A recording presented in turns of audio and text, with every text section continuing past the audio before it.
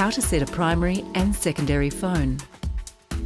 When two or more paired phones are within range, the phone set as the primary will automatically connect first.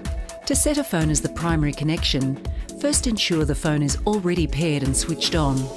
Next, tap Settings on the display and then select System. Select Phones to view all of the connections. Then select the information icon next to the desired phone. This shows you the phone settings menu.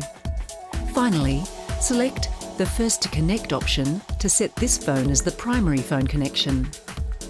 A secondary phone can also be enabled by using the same method but selecting Secondary Phone rather than First to Connect. This means the phone will be paired simultaneously with the primary phone, however it can only receive incoming calls. By default, the secondary phone will not have access to the address book or be able to make outgoing calls using hands-free.